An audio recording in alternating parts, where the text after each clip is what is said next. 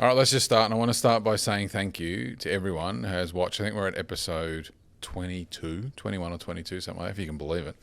We've got that much to say.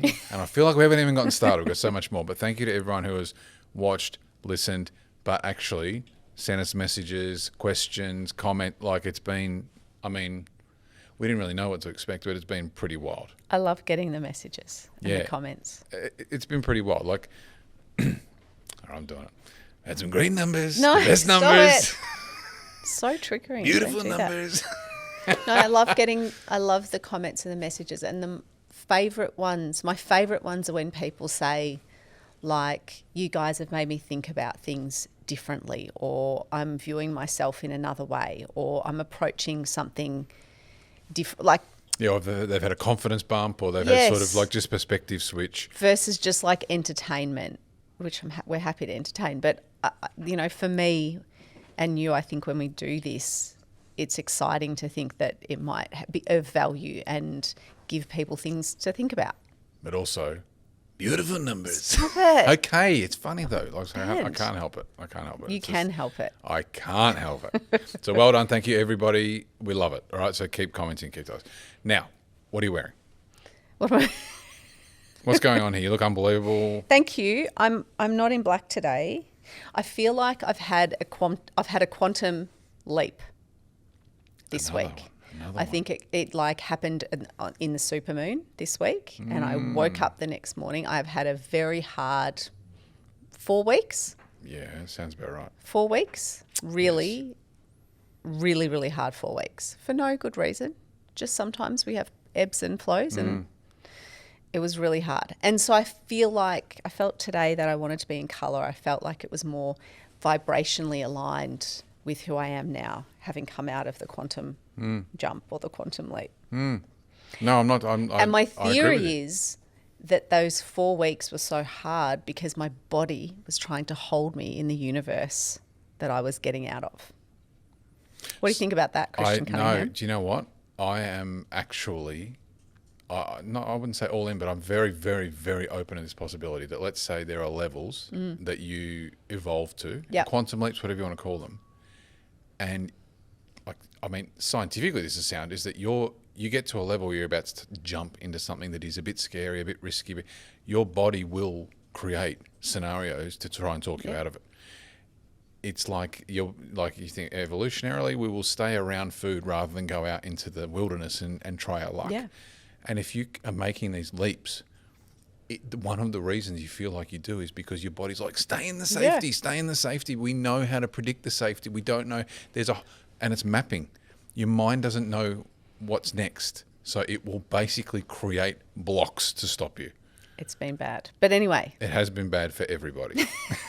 It was like the flu, depression, anger.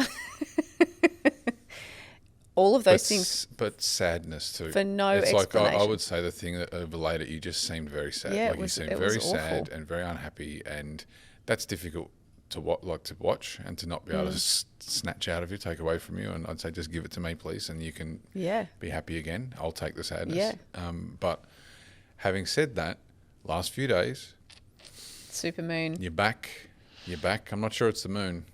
You know Men in Black when, is it Rosario Dawson? That's her name, isn't it? The actress. Mm-hmm. And you know how, you know how it's sad when you're, something like this, Tommy Lee Jones, you know how you get sad when it's raining? It's you who makes it rain, honey. Something like that. Mm-hmm. It's you who makes it rain. Maybe you drive the supermoon. Maybe it's all just all being around you. I put it up there. Okay. So I've thrown the schedule out. What a shock. I've got a few things I want to talk to you about. Very important bones to pick with you. Yeah, that sounds very serious. I don't know exactly how to frame this topic, but I think it's very important. It's something I've been thinking about, I think about all the time, but I've been thinking about a lot, trying to articulate it correctly, and that is, what life are you not leading? What decisions are you not making? What opportunities are you not pursuing because of fear, doubt, anxiety, these sort of like things that will hold you back? And it's funny, you talk about quantum leaps and safe harbor. Even more than that, how many things is fear, doubt, and anxiety stopping you from pursuing? And What have you done about it? What can we do about it? How can we tackle it? Let's start with something easy, something this week where I posted about the gym. Yeah. Yes. Good one.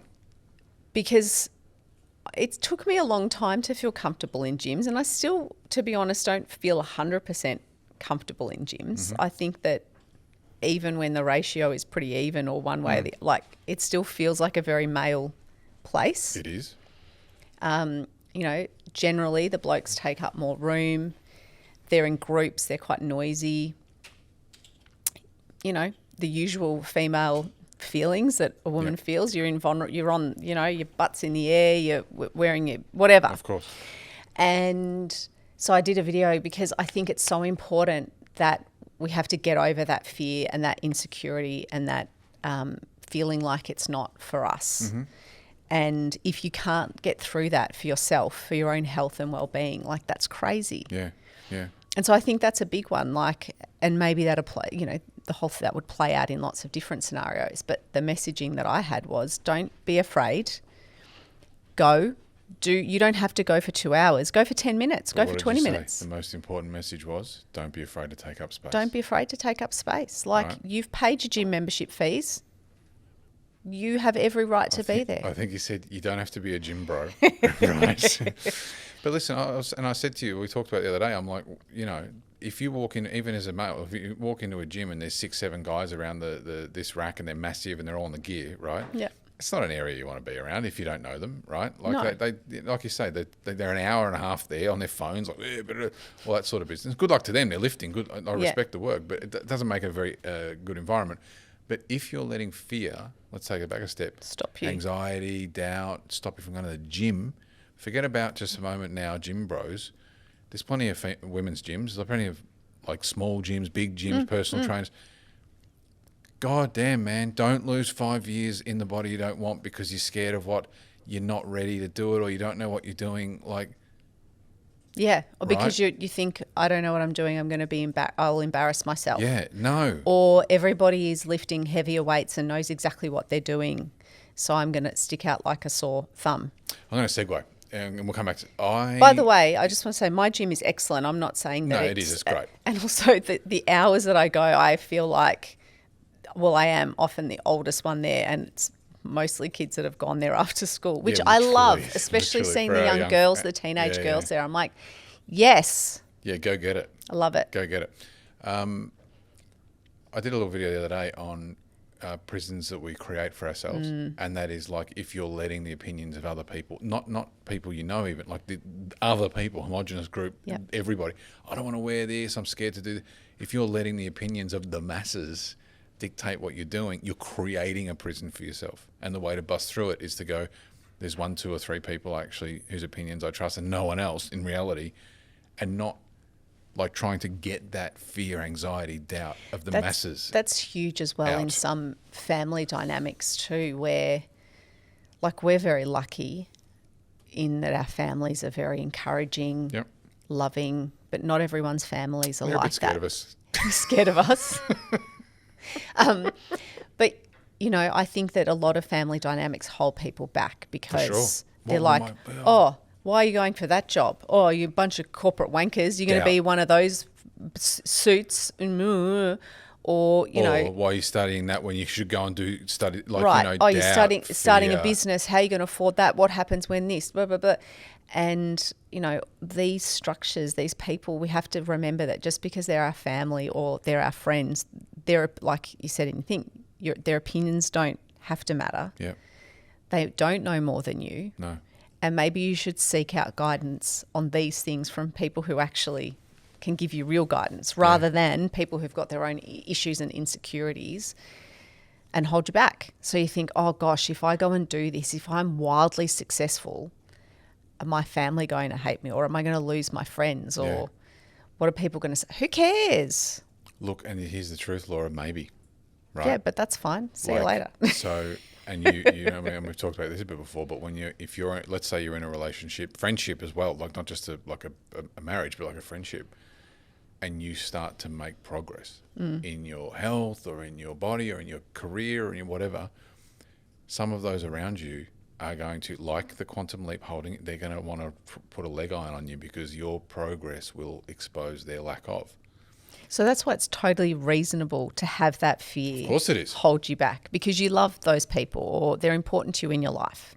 And you've been with them for a long time. They know you, right? And these friends or their spouse or this, but if I can be blunt, if it's only fear, anxiety or doubt that's keeping you in a situation, you have to have a pretty good think about that. Yeah. Right? Now, the second part to this is that does not mean to go and turn the table over on every single part of your life and react to this. It's about responding, not reacting. Yeah. And that's to say, okay, there's 3 or 4 things that I've always wanted to do. They've bugged me for years. You know what they are. I don't have to tell you. Like, you know what they are. And it is only fear, doubt, anxiety, whatever it might be, that has stopped me from doing it. And the freedom from that prison is on the other side of busting that open. Now, this is not easy to do, by the way. But if it is only those things that are holding you back, you need to consciously look at yourself in the mirror and say, it's only those things that are holding me back, and then decide if you're going to take them on or not today. Right? Now, you don't have to take them on today. You might decide, I'm going to live here for a while, but at least now I know. Yeah. Right? Okay. Are there any other example? I'm going to try and think of another example off the top of my head. It's like you're in a friendship or a relationship that you're staying in only because fear, doubt, or anxiety says that if you leave this situation, you won't flourish. Starting a business, taking a different career path, taking a different job, moving, suburbs, cities. Or leaving a job to raise your kids. That's a big one. Wow, what are people going to think? Right? Oh, what if I, fear, anxiety, doubt. Now, these are universal, as far as I can tell. Every serious person, certainly, that I've ever known, the more serious they get, the higher the anxiety and doubt. They just get better maybe at compressing it in their mind vice. They get better at Or they acknowledge it and they, it's like that, feel the fear and do it anyway. Right? Okay. I'm scared of this. I'm scared of going to the gym. I know I keep bringing it, just an easy example. I'm scared of going to the gym. What's more important? Bending to the fear or my health? Or proving to myself that I can do difficult things? Or what's the worst that happens? Or, wait for this one. What if 5 years from now, I'm still hiding from the gym? Ooh, What does 5 years from now person say to me, person? What are you doing? Oh, I don't even have one of those questions in my head right now, but that hurts.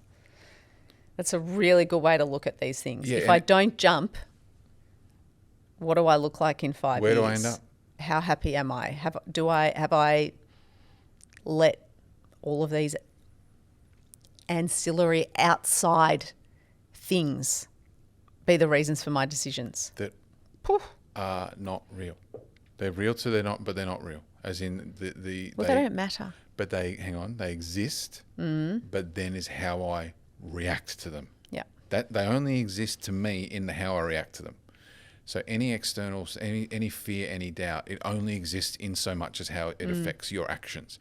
So if you, I think I saw Jim Carrey, the actor, odd duck that he is, say, I think it was him. He was saying something like the only, what's the word I'm looking for? Antidote I saw to anxiety was action. Yes. Right? Yeah. And he's basically like, anxiety only lives when you're standing still. Something like that, right? He didn't say it, that's my words. But he was like talking about that you start to say, well, I'm going to pick a direction, I'm going to take action. Yeah. Right? Now, okay, maybe in the gym scenario, which we're now stretching as well beyond its capability. But let's say you are scared to go to the gym. And I understand that, by the way. This is not... No, it's just a good example to use. But I would understand that. You can start by getting some very small dumbbells and starting in your house. Yeah. With a YouTube video. I said use crushed vegetable tins. I thought that was very funny, but then how am I going to have my chickpeas? My grandmother used to do it on her couch with tinned tomatoes. She used to throw them at me. No, I'm joking. I'm joking. No, she didn't need to. She threw daggers with That's her right. eyes. She didn't need to. She would just look at me and be like, and I'd be like, hey. But I think I think starting small, but also Look, I don't love this because I don't think that you should be doing things in the dark and not sharing what you're doing with everyone around you. But if a big fear of yours is how people around you or externally will view the decisions, just do it quietly. You don't have to tell anybody. No. Right? I agree with you. If you've made a decision about going for a particular job, maybe there's one or two people in your life who you know will be truly supportive and you can lean on them to help you prepare. But you don't have to tell everybody. Can I tell you? You could get a new job and not tell anybody. Can I add to that? Don't tell anybody. Well, But I'll tell you why. Because their opinion's invalid. If they're coming from a position of their own fear, anxiety, or whatever it might be, insecurity, what the hell are you going to let them derail your path for? Self-sabotage. It's almost like you're asking the universe to put roadblocks in the way. Yep. Now, if you've got 1, 2, 3 people that you trust, they might have different views. They might not even have an agreed. One might say do it, two might say don't, or whatever. But you know they've got your best interests at heart. Yep. They know you, and they want you to be better. They want you to do better, and you want them to do better. If you've got people in those criteria, you listen to them. It doesn't mean you follow their advice, but you listen to them. If you go out there to, what was I saying? Someone was saying that when they had a new idea, who was it? Oh my God. They said when they had a new idea or they'd written a new script, they don't show it to anyone for like a month. Oh. Because then their ego or their doubt and fear becomes detached from it. So they hide it, basically. Let their emotion work through and then get feedback on it. Yep. So this is another option for fear, doubt and anxiety. If you've got an idea that you're thinking you might want to do, don't tell anyone. Tell your little inner circle, or let it sit for a little while till your anxiety, doubt, insecurity, whatever, is detached from it, and then get feedback. Do you want me to be really earnest about a massive, massive fear that I worked through earlier this year? This year? I mean, we always have the edit option if you don't like it later, but yes, you're welcome to. So remember I started The Artist's Way? I do. I failed. I couldn't. No. It's in progress. It takes a lot of commitment. I couldn't commit. Yep. Every day. Yep. No good excuse. Nope. Just didn't fit in my day.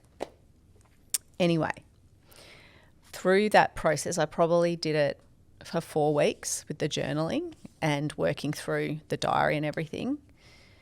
I realised that I had a massive, massive fear that if I am highly successful and the full expression of myself, people will hate me. Hate me. Just let me sit on that for a sec. So your fear is that if the full version of you, the unbridled version of you was out there and successful, everyone would hate you, or that including the people that don't hate you everyone. And love you? Okay. And so I broke through in 2 ways. The first one was realising that was not true. And look, we're not going to go and psychoanalyze how I got there.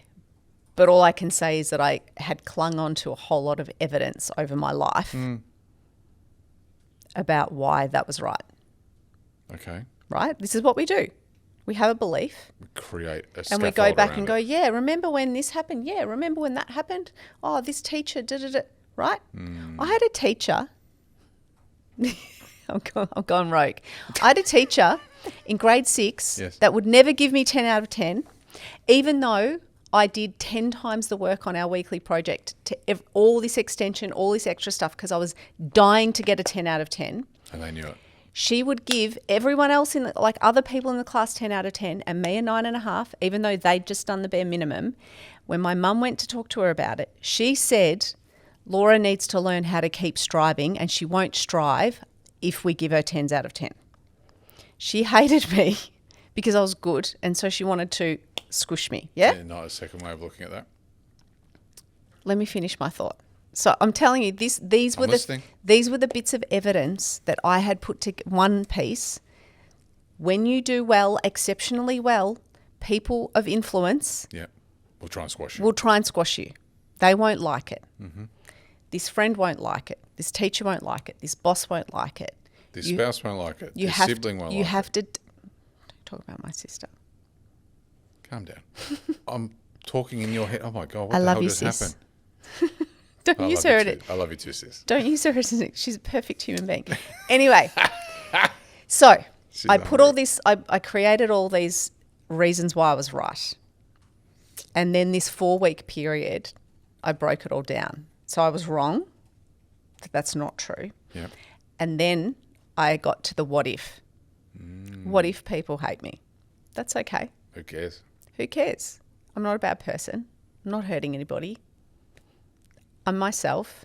The people who matter to me, I love and I care about. That's And enough. you know that, like, boiling it down to something more edible and coming back to exactly what you said, but like, what if I fail? But then what if I succeed? It's like, you know, there's fear of both failure and success in the same. Right. So I realised that I'd suppressed myself for a very long time, dulling myself because of this fear. Which was invented. And I cannot believe the difference in my life. And I don't even think I'm 50% of the way of letting it all out. No, I don't think so either. And I think, you idiot. You idiot. You've held yourself back for so long because of these stupid beliefs and fears. Yeah. Crazy. Agreed. Like, and they're not real. I mean, I thought I was wrong about something once, but I was wrong. You were wrong. I thought I was wrong about something once, but I was wrong. No, I'm joking. That is, like, okay. So I just want to, isn't that interesting? So point of view, right? That teacher, grade 6, I think you said, maybe that teacher knew exactly what you needed, and maybe they were actually boosting you, right? Probably not, but like maybe that person saw your individualism and said, "This kid needs this because otherwise they're going to She could have given me 1 10 out of 10. Yeah, like right at the end, you think if she Every was single week, behind the news project for an entire year, 9.5. Your handwriting let you down on this one, Laura. Meanwhile, 4 A3s fold out. I'd been to the library. I'd photocopied things from the atlas. this is a little bit funny. Anyway, maybe I haven't gotten over it. But And we went over a pen license last week. Like, you've Yeah, really got a lot of primary school I'm just things trying to resolve, man. what I'm saying is I'm trying to put these esoteric things into real world examples because maybe this is helpful. I realised these beliefs I had about myself and the world. I worked out where they came from. And by doing that and analysing and being curious about where they came from, I was able to say, this is the shadow work. I was able to say, Laura, this is bullshit. Yes. You made this up. Yes. And also, even if it's true, even if you're right, so what? What is the worst that happens, honestly? You know, so what? You know I'm going to be here, your sis, your fam. Like, we're all going That's to be it. there. Like, you skyrocket, don't skyrocket, you know, like that. So just on that, just before we take a break, like on fears, I was petrified of failure for years, and probably is still latent, like fear of, like, I don't even know what it is. I don't even know how to define. You ask me how to define failure, I don't know. Like, but I'm scared of it, right? And I was scared of a lot. Like, I was scared of everything, and I couldn't articulate any of it, what I was actually afraid of. And slowly you slay these little mini dragons, and you're sort of like, okay, and then you start to articulate to yourself, what does failure look like, and what does success look like? And that they're moving targets, but at the end of the day, I would say if I was 100 out of 100 fear, anxiety, all that in 20 years ago, I'm now at 15. That's pretty right? significant. So it's still there. The latent wiring is there. To be like, my first reaction to a thing is, what if it doesn't work? Yeah. What if it's still there, but my response after that is very different. So before, my reaction would drive inaction. It'd be like, nah, right, drop anchor, we're not, no way, right? They're gonna, but slowly you push yourself an inch further, an inch further, an inch further. And then suddenly you're like, oh, my fears are back there. Yeah. The latent ghosts are still there. Maybe they'll be there forever. Maybe they're useful in a scenario, right? Helps you make a good decision. But if they're 10% and not 100%, that's the ideal scenario. And so now you're unafraid, your wiring's still there, to go and like take some big jumps with the wings and see how you go, right? Because you know the consequence of failure or success are naught Yeah. in reality. And I am like willing to make steps forward without being like stopping at everything going, oh no, this, what if it doesn't work? It's like, no, what if it does work? Mm-hmm. That's another one. Here you go. Not what if it doesn't work. What if it bloody does work? Why not a bias to the possible? I know. Why do we do Once that? in a, why do we do that? Anyway, this is good. We need to take a break. I can't remember why, but we'll be back very soon. All right, we're back. What were you just doing? I was blocking someone. Rightly, absolutely incorrectly. Okay. Incorrectly? I'm actually incorrectly. Right. So I've got a little segment I want to do. And Yeah. that is the differences, I've got 5, between really high-performing teams and really low-performing teams. And if you're leading a team, managing a team, or you aspire to one day, you can measure how your team's going against these metrics. Okay. Now, these are inspired by, there's a number of books, like one key book that's worth reading, it's not exactly this, but it's the 5 dysfunctions of teams. That's a good place to start. I think it's 5 dysfunctions of teams, something like that. And then there's like 50 other books, but this is not that, but that's a good place to start if that's what you're looking for. Okay. Number one, really high performing teams have standards and expectations that are very clear to everyone. Yep. That's behavioural, that's cultural, that's targets, metrics, how we measure, how we deal with, how we talk to each other, how we dress, how we turn up, like how do we present ourselves. Really poor performing teams have mixed standards. No one knows what's going on. No one knows what the bar is. So people are pretty much just doing whatever they want, and there's no real pride, standard, expectation. What do you think of that so far? I love it. Important. Have you ever seen, I think you would have, but I don't want to put you on the spot, a team with really high standards and expectations of each other? Yes. This is how we work. Yes. What's the feeling you get when you're working with those guys, girls, whatever, like walking in and Oh, out? it's exhilarating, actually. Yeah. It's exhilarating. It's exciting. You know where you stand. You rise to everybody else's standards. It's collaborative. Everyone wants each other to win. Yeah. It's the best. Until you've seen it, it's actually hard to define how valuable setting standards are, which is not easy, but we'll do that another time. I've been in a couple of teams like that. I've been very lucky. You have been very lucky, and you're in one now, right here. Now, number 2 of the difference between high-performing, low-performing teams. No truth.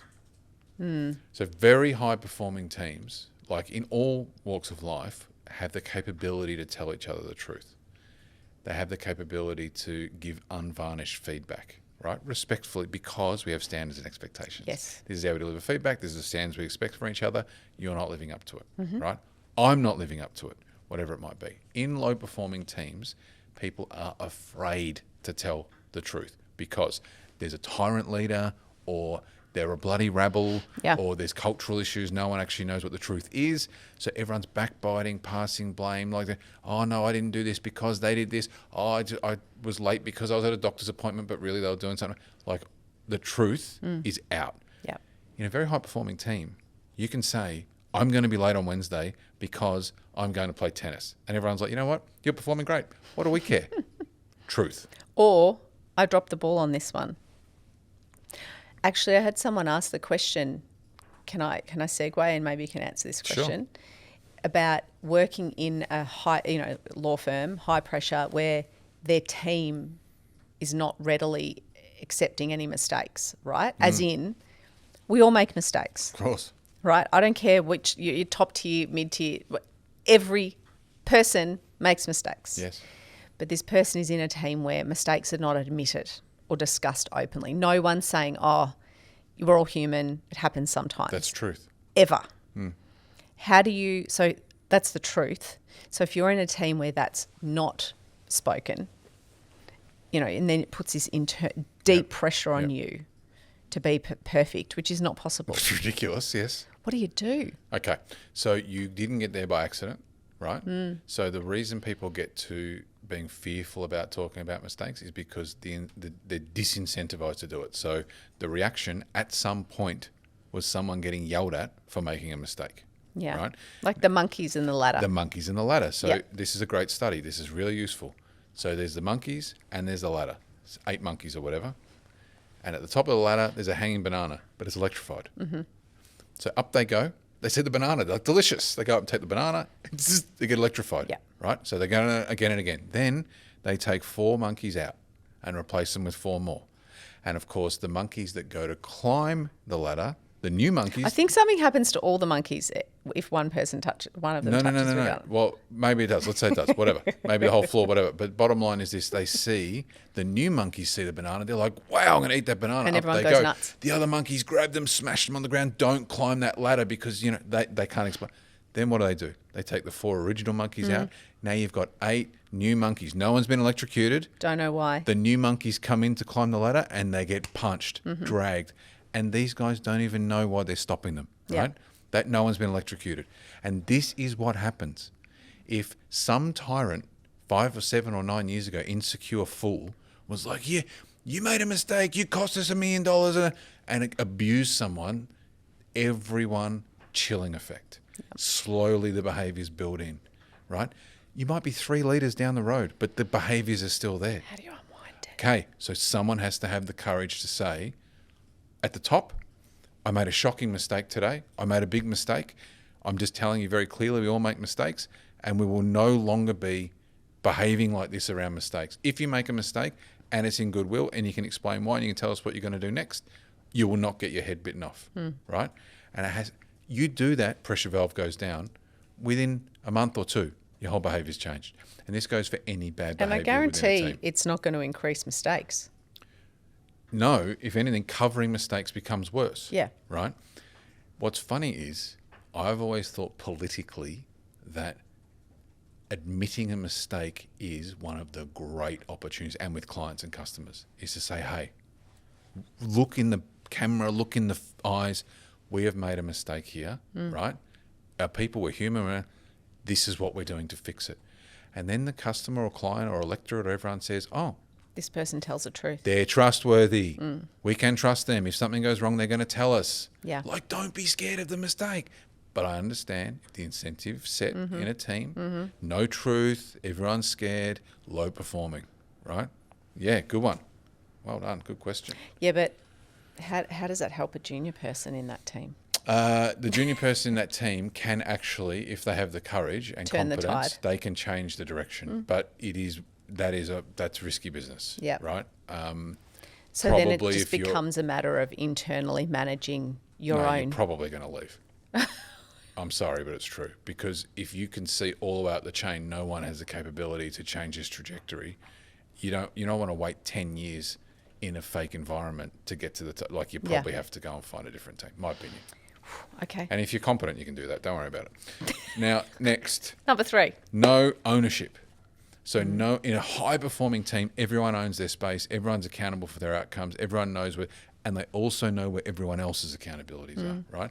In a low-performing team, it's their fault, it's account's fault, it's marketing's fault, it's the customer's fault, it's the government's fault, right? It's this person's fault, not my fault. Yes. I mean, that's pretty self-explanatory, but in the really high-performing teams, like you're talking about telling the truth, I screwed this up. Yeah. Oh, that's my responsibility. Oh, you're out for a week. Let me pick up your work because I know what you're accountable for. Yeah. Right? What do you think about that? Have you ever seen that? Yes, again, in those really cohesive, excelling teams, for sure. For sure. Yeah. It's totally possible, especially even with like a whole heap of super chickens who are high performers. If you get the balance right, they don't feel like they're in competition with their colleagues and they will step in. Yes. Because everyone knows where their place is and there's no fear of, oh, I'm going to give you this file and then I'm going to get kicked off it. And it flows for sure. It does. And like you say, even with really high performers in competitive environments, you can do it if your reward set culturally is correct, your reward set financially is correct. So you incentivize the things that are cohesive and you disincentivize the things that are individualist. Yeah. Right? Because you want your killers to be able to go out and kill, but you need to be able to keep them together, right? Otherwise you just end up out there in the wilderness. Okay.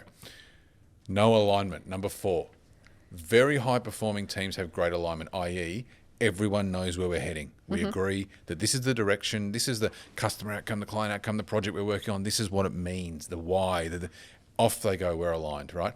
Now we might have a knockdown argument behind closed doors about direction, But when we agree, we come to an agreement, we come out of there because we agree this is where we're going. So alignment is really important. Now, if you're in a low-performing team without alignment, it's factional, people have got their own agendas, they're basically undermining and backbiting each other, and you don't end up getting anywhere. Now, have you seen the second one? Have you ever seen a business, I've seen many, by the way, where there's competing agendas within? Yes. But it's not, when I've seen that done poorly, it's not competing agendas in terms of business strategy. It's just individuals running rampant for their own Power plays. Yeah. So let's expand it to businesses. Lower performing businesses doesn't mean that, by the way, I don't mean necessarily financial, but I mean they often are, but sustainable. They're not sustainable when this happens, and this is the corporate life cycle. Is you get to, if you read Barbarians to Bureaucrats, fantastic book. At the back end there's aristocrats, and at the end of this bell curve, you should look it up. There's a group of people who skate on the hard work of those that have come before, and they end up playing Game of Thrones power games. Yeah. And they basically forget there's a customer or client Yes. to even deal with. Right? Yes. Now, imagine yourself, you, in that environment right now, surrounded by those aristocrats who are fighting with each other and no alignment. What would you do? See you later. You'd leave. Yeah, I'm all for being strategic, playing the games if I have to, but not if it's not for the overall strategic reason for my existence in a role. Yeah. Like, why does the company exist? We do this. But let's then forget that we do that and not be aligned, and then go and just run our own little power games internally. Yeah. Now, teams can function and survive doing that if there's a big enough business, right? Like there's parts that function in other parts. But if you see an aligned team who agrees on where they're going, this is a big one in not-for-profits as well, is when people have a cause. Yeah. They're aligned in the cause. Yeah. They can work out anything behind, like any little situation. Yeah, because it colours every single decision. Does this get us closer to what we're trying to achieve here? If the answer's no, it's simple. It's gone. Yeah. Right. And you move regardless of the personal attachment someone might have to the idea or the concept. That's a really good example. You've nailed a really good example there. So you've got a policy idea or just a directional idea. You got, in this case, in the low performing team, you got someone's ego and insecurity attached to it, and on this side, because we have aligned, they don't. So you put forward your idea in the non-performing team, but this is my idea, and you've got to, like, the people will strap it themselves to it, and they'll go down with the ship, right? And they'll just do it forever. But in the team where we're aligned, we jettison them really quickly. Yeah, and we're okay with it. Because it's not a personal thing. No. It's about, okay. Final. I feel you drifting. I'm here. It's okay. No measurement. Or they measure the wrong thing. Yeah. So very high performing teams will measure less things than you think. So they will, like you might think there's all these KPIs, there's all these metrics. So in the end, probably at the top, they're measuring 1 to 3 things. And they know what to measure. Everyone knows what's being measured, and everyone in a high-performing team is going, well, that's what we're watching for. If something goes wrong in one of those measurements, we know we've got a problem, right? All this other stuff, everything else is negotiable, but these are the 3 things that we have to measure. In really low-performing teams, they don't measure anything, or no one knows what they're measuring, or measuring all the wrong things, or they're measuring 40 things, and like it's just a box-ticking exercise, right? Again, it's that Game of Thrones type scenario. Oh, we haven't met your KPI for shoelace length, like this. And that's where it all comes to custard. They don't know what they're measuring. Now, what do you measure? What do I measure? What do you measure? Oh, God, Christian. I measure outcomes for my clients. Really, that's it. I measure how happy my clients are and how much my work makes it easier for them to do what they do and do it well. So when you talk about ego and all of that, when I'm reviewing a contract for a client, I'm not trying to mark it up so that it's got all my red lines on it, so that when I send them a bill, they're like, oh, well, Laura did lots of work. She did. it's like, guys, I usually, before I actually review a contract, I'll speak to my client. I'm like, what's our leverage here? How much do we want this client? You know, have we dealt with them before? Yes, and they screwed us. It was really hard to get any changes through. Okay, well, we know that. Let's focus on 5 things that it will die in a ditch over in terms of the contract. Yep. If we're going to roll on 95% anyway, we're not like, there's no ego in that for me Right. to just go, oh, well, this clause could be drafted better.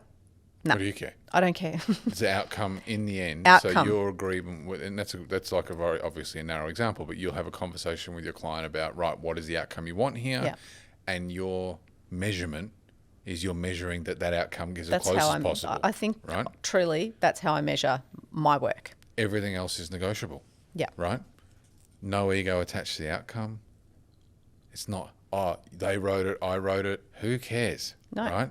Just want my guys to sign their deals, get out of tricky situations, go and keep doing what they do well, and keep making a shitload Get of out money. of this mess. Yeah, not Good luck waste to you. time Like, here. that's what I'm here for. I'm to support that. I love it. I absolutely love it. And I think, like, obviously, we're small businesses, but if it doesn't change in a bigger business. Well, it shouldn't.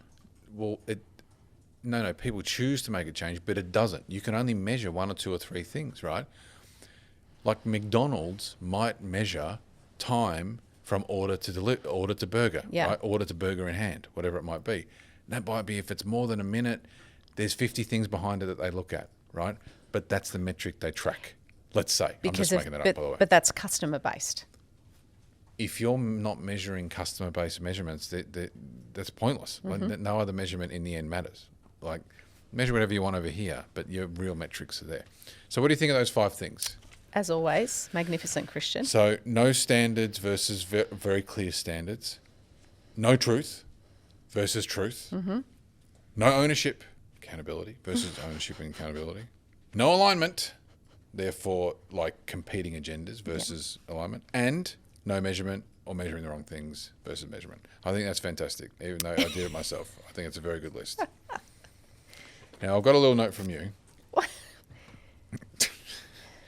About, Like I'm slipping your notes on you the are table. slipping notes on the table. It's fantastic. About catching yourself arguing. Yeah. Now, it's funny, this is a tiny topic, but I actually think it's a very important symptom of where you are in your life. And you're speaking from experience, I certainly Christian am. Cunningham. Would you like me to start? Or would you like Yeah, to because start? I think this is, and you've acknowledged it, which I respect, that is one of the first signs in you that you have strayed off your path. Yeah, I was actually talking to someone about this yesterday. I know when I'm not in good shape when I'm arguing with people, right? Because firstly, I don't care. And let's be clear, it's not true argument. No. It's just, Okay, I'll take a step back. We talked about react, respond early. Like, if my first reaction to what someone says is to argue, even like mildly Yes. a point of order, Yes. like just Yes. to be argumentative in any way, I know something's going on. I've got physical pain, or I'm tired, or I'm not eating properly, or not. So it manifests for me in being argumentative. It's funny, the teenager's exactly the same. It's like, as soon as I find myself arguing with someone, yeah. oh, that thing's red. It's kind of red. It's a bit maroon. You know, like, what are you talking about? I suppose it's like a sign of being dysregulated, isn't it? It's exactly that. Please continue.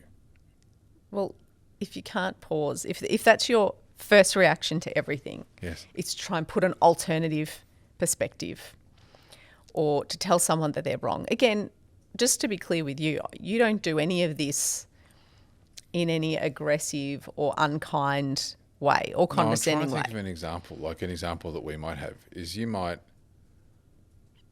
what might we say is like, you might say, you know, we need to leave at 3:00, right? And I might go, yeah, we could probably leave it. We could leave at 3:15, right? Let's say. Or, yeah, I know, I just hadn't got around to confirming with you what time we were going to leave. Your little bugbears. Thanks very What? much. Just throw a little drive-by in there. I know one of your little bugbears is when you'll say something and I will respond by, oh yeah, I just haven't got around to it yet. Like, as if, as if you think I think you're accusing me. Yeah, which I never do. But I'm not reacting like that. I'm reacting reflexively out of whatever I'm in at that moment. Exactly. To be argumentative. Exactly. Right? And it's like, it's so minor, but to notice it is to notice that things are not right for me. Yeah. You're the same. 100%. So if your first reaction is to argue,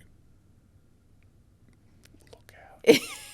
It happens. But I think a bit like you with your fear example, where it's like your first response might be to have the fearful thought, but then you can work through it.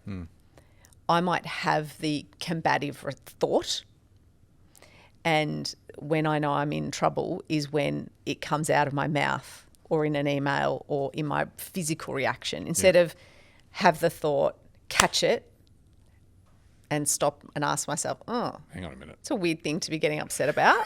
Yes. Right? That's a good way of looking at Or it. why am I having an argument with this person in my head? That's weird. And then you go, oh, I'm exhausted, or I've got a lot on my plate, or whatever it is. I need a break or whatever. Whatever it is. So, yeah, I think it's really interesting. And I think a lot of people do it and they don't realise they are in a habit of arguing. Part of it is being dysregulated. Another part of it is insecurity and fear and wanting to be attached to being right. Rum Dust might say, let it go by. Just let it all go by. Yeah. Right? Let's say two people are having an argument over a footy team. Like, Yeah. oh, this is the best player. No, this is the best player. Oh, no, they should have drafted this person, whatever, right? Now, a lot of people absolutely love that argument, right? They will online, in pub, in person, they'll be like, "Argh." Where Rum Dust would be like, there is no team. There is no argument. Yeah. There is no anything. Yeah. I don't want to be there, right? I don't want to be all the way there, in that there's never any... See, I think I'm there because I care so little about changing people's minds. And also I see the complex nuance in pretty much any discussion and debate that I just have no interest in having the argument. However, I get so infuriated about particular things. So I can't say that I have evolved a bit into Ram Dass territory. Did you ever see Tucker Carlson interview Vlad Putin? No. Right? It's just a funny side note. He's like, so tell me why you invaded Ukraine, right? Yeah. And he says it in Russian. He's like, but I'll do it in English. He's like, well, 700 years ago, there was a dispute between two family members. And he goes through the entire history of the region, right? Goes back hundreds of years, right? Through the dynasties. Yeah. And he talks for like 25 minutes, right? And the reason I bring it up is it makes me laugh that I'm like, if you were going to have a debate about pretty much anything with anyone, you would need to go back hundreds of years to say, okay, why is this thing this colour? Well, right. In this era, in the 1400s, this colour was outlawed. And because this Machiavellian type, and they said, because their sister, and then you're going to do that in every conversation? No. So what do? You let it go by. Mm-hmm. But that's not even the point. The point is, if you are arguing with people over things you do not actually care about at all, probably there's some dysregulation going on somewhere in your life. Yes. Right. So what about when we catch it? When you catch yourself doing it, what do? I try and give space between the thought and reaction and the outward response. I'm trying to get better at grabbing onto the inward response too, because that's just as damaging. Yeah. Yeah. To have the thought and ruminate on it all day and be angry. Fights in your head. And have the self-control to not let it out. Cool, well done. That's a start, yeah. Okay, you haven't thrown it up over somebody else, but you're suffering. Yeah. By having that anger or argument. Which may be worse. Right? How dumb. It's just in you and in a... Like it's you have created it and you're enjoying chewing on it. You're poisoning yourself, like you are. So I think the time between the thought and the outward response, I'm certainly getting better at. No doubt. The inward response, got a bit of work to do on that. I think on your best day, you're getting much better at it, but we both, like on our worst day, we're still will get consumed by. And this is the thing, when you're tired, you have decision fatigue. Like, think if you've gone through a full work day and you've had a morning with kids and you've organised life admin and you've spoken to family members, by 8 o'clock at night, you're gassed. Your brain is not, it's that, they say at the end of the people who eat the worst food at the buffet, it's because they've had the more decisions that they've had to make during the day. Yes. And so I do think that leads to a lot of it sometimes, especially with myself, where I actually have done it so many times through the day already. Yeah. Where I've used rationality, reason, and then I'm just like, and that's when you start replying to a comment or reacting or going off or reading something into an email that's not there. Or a response from someone, yeah. It's fascinating to me because, like you say, I'm going to finish up soon. I don't get into arguments with people, right? I used to, all the time. It's true, actually. On any bloody issue. No. Any issue. Yeah. I would be arguing. Challenging their always. view. And under the guise of thinking that I was like sharpening my... Like it was an intellectual discussion. And maybe at times it was, but for the most part it was a reaction. And it was like, I don't know what it was, but maybe it was trying to avoid doing anything of any bloody consequence just by continuously arguing over things. And what do you think the outcome's going to be? That you're going to change the person's mind? Well, and that's the other thing. You almost never do. You made a really good point. Like, I don't in any way care about changing anyone's mind. I'll give someone my opinion if they ask for it, happily, right? And I'll hear theirs. I don't want them to change their mind. If they do, great. If I do, great. But going out of your way to try, no, that's not how you should do it. You should do it this way. It's like, brother or sister, do it however you like, right? Yeah. If you want my opinion on it, I'll help you. But in the end, it's your call, right? I get why you did it that way. Back to 700 years ago, right? Okay. So I think that's it for today. Is there any other topics you would like to quickly raise? We've got probably 1 minute. I don't think so. Loco Love is about to release 3 new flavours. I'm pretty excited about that. Well, you're going to give them at least a try. I hope they're not all nut ones because I can't eat nuts. Yeah, I know. Well, you should send them a message. We went and visited them that time. My best friend and I want strawberries and cream, like a strawberry cream milk chocolate type. Why don't we just fly back up there and talk to them again? Did you talk to them when we were up there? Didn't they ask you to come in and you, like the Oompa Our best customer. Like the Oompa Loompa factory, they gave you like a gold. I'm scared of Oompa Loompas. Don't talk to me about them. Oh my God! All right, well that's a topic. Literally, it makes my stomach churn. That movie, those Oompa Loompas, scared me so much when I was little. Well, you're not little anymore, mate. They're still scary. Come on, you're a savage. Those old school Oompa Loompas. They're pretty frightening. In the original Willy Wonka, terrifying. I'm glad I raised this topic. And now, let's just